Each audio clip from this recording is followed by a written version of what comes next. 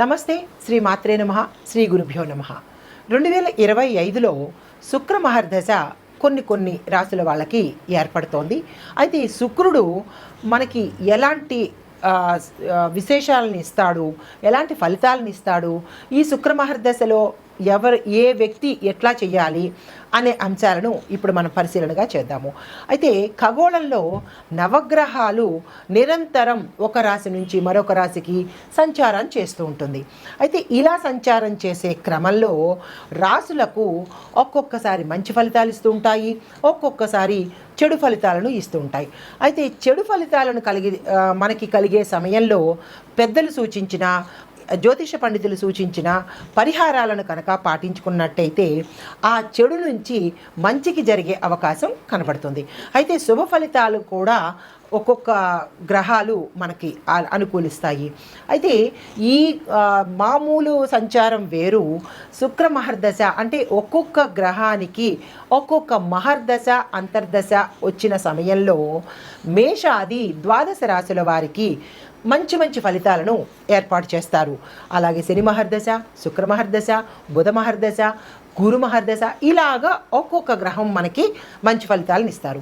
ఇప్పుడు 2025లో మనం ఇప్పుడు చెప్పుకునే ప్రధాన అంశము శుక్ర మహర్దశ ఏర్పడబోతోంది.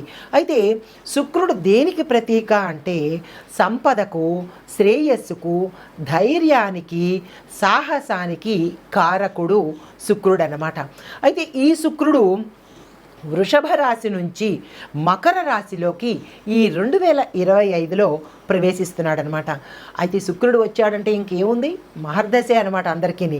అయితే దీనివల్ల కొన్ని రాశుల వాళ్ళకి పట్టుకుందల్లా బంగారంలా ఉంటుంది. వాళ్ళు ఏమీ అనుకోకపోయినా, ఏమీ సాధించాలి ఏమీ అనుకోక్కర్లేదు, కానీ అన్నీ వాళ్ళు సాధిస్తారు. అన్ని రకాలుగా వాళ్ళకి కెరియర్ పరంగా, ఆర్థిక పరంగా, ధనపరంగా, కుటుంబ పరంగా, ఇంకా ఒకటేంటి శుక్ర మహర్దశ ఉన్నంత కాలము వాళ్ళకి అన్ని రాజయోగాలే కలుగుతాయన్నమాట. అయితే ఏ రాశుల వాళ్ళకి ఇలాంటి రాజయోగం కలగబోతోంది, వాళ్ళు పట్టిందల్లా బంగారం అని అనుకున్నట్టుగా అందులో ఏ రాశులు ఉన్నాయి అనే అంశాన్ని ఇప్పుడు చూద్దాం. ముందుగా దానికన్నా ముందు ఇంకొక విషయం చెప్పాలి. జాతకంలో కనుక శుక్రుడు ఉన్నత స్థాయిలో ఉన్నట్టయితే కనుక, అందుకే మీ యొక్క వ్యక్తిగత పరిశీలన కనుక జాతక పరిశీలన చేసుకున్నట్టయితే శుక్రుడు ఏ అంశంలో ఉన్నాడు, ఎక్కడ ఉన్నాడు అనే విషయాన్ని వ్యక్తిగత జాతక పరిశీలన తప్పనిసరిగా చేయించుకోవాలి. అంతేగాని గోచార రీత్యంలోకి వెళ్ళిపోయి మాకు అది జరగట్లేదు, ఇది జరగట్లేదు అని నిందించడం కాదు. ఇది గోచార రీత్యా చెప్పదగింది కాబట్టి మీరు మీ వ్యక్తిగత జాతకంలో, మీ జాతక చక్రంలో శుక్రుడు ఎక్కడ ఉన్నాడు, ఆయన ఇచ్చే ఫలితాలు ఏమిటి అనే అంశాన్ని మీరు తప్పనిసరిగా చూసుకోవాలి. అయితే ఇక్కడ శుక్రుడు కనుక మీ జాతకంలో ఉన్నత స్థాయిలో ఉంటే మీరు 64 కళల్లోనూ విశేషమైన ప్రతిభను, ధనాన్ని కూడా, కీర్తి ప్రతిష్టలు పొందుతారు. తర్వాత అందం విషయంలో కూడా చాలా చక్కని అందాన్ని ఇస్తాడు శుక్రుడు అన్నమాట. అయితే సంగీతంలోనూ మేధావులుగా తయారు చేస్తాడు, తద్వారా ధనప్రాప్తిని ఇస్తాడు. తర్వాత గౌరవము, సంపదలు, పేరు ప్రఖ్యాతలు, కుటుంబ సౌఖ్యము, ఇలా ప్రతి ఒక్క అంశాన్ని ఆ వ్యక్తికి శుక్రుడు ఆపాదిస్తాడనమాట. అయితే శుక్రుడు వృషభ రాశికి, తులారాశికి అధిపతి. ఆయన యొక్క అనుగ్రహంతో జీవితంలో ఎటువంటి ఎగుడు దిగుడు పరిణామాలైనా సరే చోటు చేసుకోలేవు, ఎప్పుడూ ఉన్నతి మాత్రమే జరుగుతూ ఉంటుంది. అయితే జీవితంలో శుక్ర మహర్దశ చోటు చేసుకొని అంటే మనకి వచ్చి ఆర్థికంగా మంచి స్థాయిలోకి, అంతవరకు శుక్ర మహర్దశకు ముందు వరకు కొన్ని రాశుల వాళ్ళు అంటే ఎట్లా ఉంటారంటే పైసాకి కూడా నోచుకోనటువంటిది, అవమానాలతో, తిట్లతో వాళ్ళు ఏది పట్టుకున్నా సరే మట్టి అయ్యే రాసుల్లాగా ఉంటారు. కానీ ఈ శుక్రుడు ప్రవేశించినప్పుడు మాత్రము అసలు వాళ్ళు ఏది పట్టుకుంటే అదే బంగారము, ఏది మాట్లాడితే అదే గౌరవం అన్న రీతిలో ఈ శుక్రుడు ఆయా జాతకులకు, ఆయా రాసుల వాళ్ళకి ఉన్నతిని ప్రసాదిస్తున్నాడు. ఆ రాసులు ఏమిటో అనేది మనం ఇప్పుడు చూద్దాము. తదుపరి రాశి కన్యా రాశి. అంటే శుక్ర మహర్దశలో శుక్రుడి యొక్క అనుగ్రహం కన్నా విశేషమైన అనుగ్రహాన్ని పొందిన రాసుల్లో కన్యా రాశి వారు కూడా ఉన్నారండి. అయితే ఈ కన్యా రాశి వారికి 2వ ఇంట 9వ ఇంట శుక్రుడు ఉండడం వల్ల, అందున శుక్ర మహర్దశ ఈ రెండు కలవడం వల్ల ఎలా ఉందంటే by one get one offer లాగా అన్నమాట. అంటే ఆ స్వామి మీ యొక్క గృహానికి అధిపతి, అందులోనూ మహర్దశ కూడా కలిసి వస్తోంది. కాబట్టి ఈ రాశిలో ఉండే పురుషులు కానీ స్త్రీలు కానీ లేదా అన్ని రంగాల వాళ్ళు కూడా మీరు ఏదైతే ఆర్థికపరమైన లావాదేవీలు చేయాలనుకుంటున్నారో, వ్యాపార విస్తరణ చేయాలన్నా, వ్యవసాయదారులు వ్యవసాయంలో పంటలు వేసుకోవాలన్నా, పారిశ్రామికవేత్తలు, వాణిజ్యవేత్తలు, రాజకీయ రంగంలో ఉన్నవాళ్ళు, ఇలా ప్రతి రంగంలో ఉన్న వాళ్ళకి కూడా ఈ శుక్రుడు వరాల జల్లును ఇవ్వబోతున్నాడు. అది ఏంటంటే విశేషమైన ధనప్రాప్తి, ఆర్థికంగాను, కుటుంబ పరంగాను, సంఘంలోనూ, కెరియర్ పరంగాను, ఆరోగ్యపరంగాను మీకు అన్ని అనుకూలతలు, లాభాలే ఇస్తున్నాడు. కాబట్టి దానికి తగ్గట్టుగా మీరు ఏం చేయాలి అంటే ఏవైనా పెట్టుబడులు పెట్టాలన్నా, ఏ రకంగా ఏదైనా వ్యాపార విస్తరణ చేయాలన్నా, కొత్తగా రాజకీయ రంగంలోకి వెళ్ళాలన్నా, ఉద్యోగస్తులు వేరే పదవులు కోరుకోవాలన్నా, మంచి ప్యాకేజ్తో హై ప్రమోషన్స్ రావడానికి భాగ్యాన్ని వృద్ధి చేస్తున్నాడు, ధనాన్ని వృద్ధి చేస్తున్నాడు, ఆరోగ్య వృద్ధి, కుటుంబ వృద్ధి, సంతాన వృద్ధి, ఇలాగా మీకు ఎందులో అంటే అందులో అన్నమాట.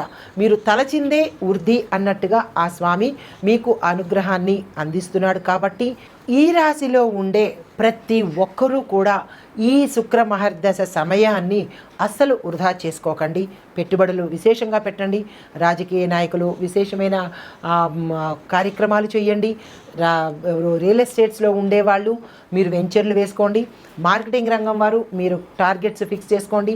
ఇలా ఒక రంగం అని కాదండి, ప్రతి రంగం వాళ్ళకి ఇందులో ఉండే అందరికీ కూడా శుక్రుడి యొక్క అనుగ్రహంతో భాగ్యవృద్ధి, ఆయుర్వృద్ధి, ధనవృద్ధి, కుటుంబ వృద్ధి, ఇలాగ అన్నీ వృద్ధే కనబడుతున్నాయి. కాబట్టి ఈ సమయాన్ని మీరు అస్సలు దుర్వినియోగం చేసుకోవద్దు.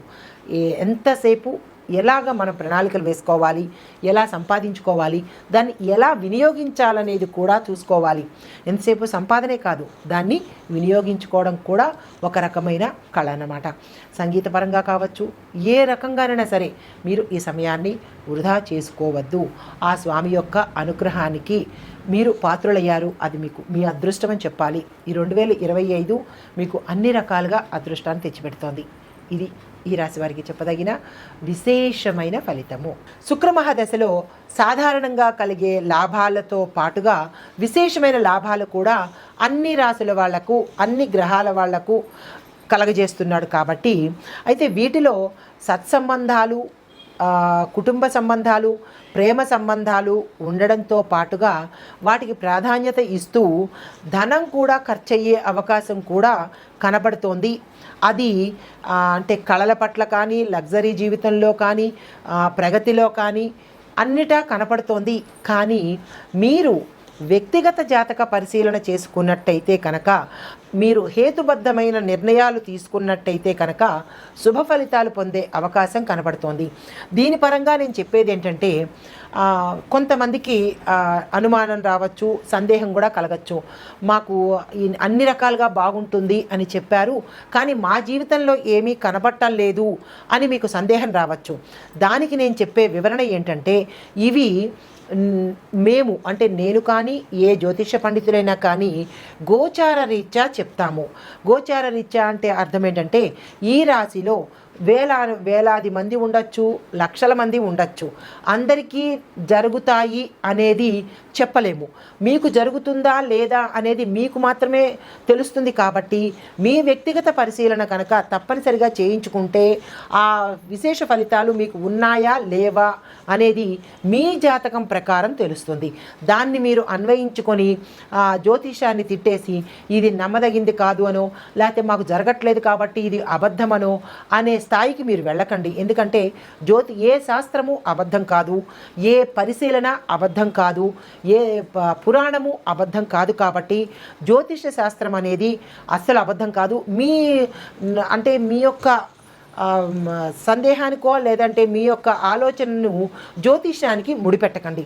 మీకు జరగలేదు కదా అని అందరికీ జరగదు, అది అబద్ధము అనే ప్రచారాన్ని మాత్రం మీరు మానుకోండి. మీకు కలగాలి అని అనుకుంటే కనుక మీరు వ్యక్తిగతంగా చూపించండి, పరిశీలన చేయించుకోండి. మీ పుట్టిన తేదీ, మీరు వివరాలు అవి ఇచ్చినట్టయితే కనుక జ్యోతిష్కులు మీకు చెప్పి ఫలితాలు ఏమిటి, పరిహారాలు ఏమిటి, ఏం చేసుకుంటే ఆ ఫలితాలు మీరు పొందబోతారు అనే అంశాన్ని మీకు వారు క్లియర్గా చెప్పగలుగుతారు. కాబట్టి మీరు ఆ దిశగా వెళ్ళండి.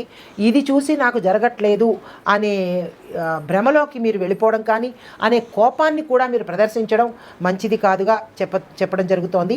దాన్ని దూషించకుండా మీరు సత్వరమే, అంటే ఇది చూసిన వెంటనే మీ యొక్క జాతక పరిశీలన చేయించుకోండి.